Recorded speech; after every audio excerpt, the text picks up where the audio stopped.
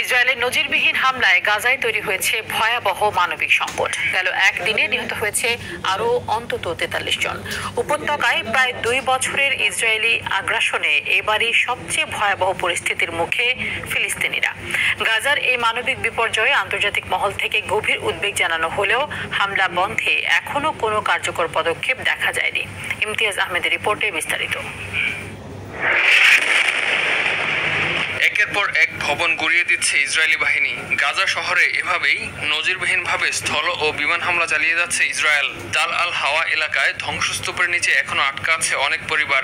এক সতর্কবার্তা ইসরায়েলি সেনাবাহিনী জানায়, ফিলিস্তিনিদের গাজা শহর ছাড়তে হবে, না হয় তাদের উপর নেমে আসবে ভয়াবহ আঘাত।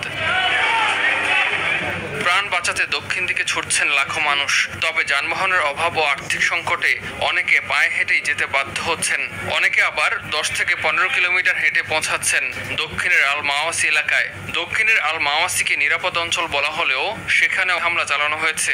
জাতিসংঘ বলছে, আগস্টের শেষ থেকে গাজা শহর ছেড়েছেন প্রায় ৫ লাখ মানুষ, তবে এখনো উত্তরাঞ্চলে রয়ে গেছেন ৭ লাখেরও বেশি মানুষ। গাজা এখনো পর্যন্ত যে মৃত্যু ও ধ্বংস হয়েছে, এ অবস্থাকে ভয়াবহ হিসেবে উল্লেখ করেছেন জাতিসংঘ মহাসচিব অ্যান্তনিও গুতেরেস। বলছেন, তার পুরো জীবনে তিনি গাজার মতো এমনটা আর কোথাও দেখেননি। গাজার আল আকসা হাসপাতালে অপুষ্টিতে মারা গেছে ৯ বছরের এক শিশু। চলমান দুর্ভিক্ষে এ পর্যন্ত প্রাণ গেছে ৪৪১ জনের। গাজার স্বাস্থ্য ব্যবস্থা ভেঙে পড়ার দ্বার প্রান্তে। গত ১০ দিন ধরে কোনো জ্বালানি প্রবেশ না করায় হাসপাতালগুলো সীমিত শক্তি দিয়ে টিকে আছে। বলা হচ্ছে, আগামী ৭২ ঘন্টার মধ্যে অচল হয়ে পড়তে পারে পুরো স্বাস্থ্য ব্যবস্থা।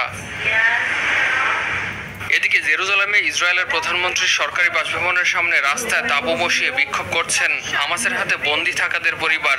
বন্দীদের নিরাপদে ফেরাতে এবং চলমান এই সংকট সমাধানে ইসরায়েল প্রধানমন্ত্রী বেনিয়ামিন নেতানিয়াহুকে চাপ দেওয়া জরুরি বলে মনে করছেন তারা। ইমতিয়াজ আহমেদ, RTV।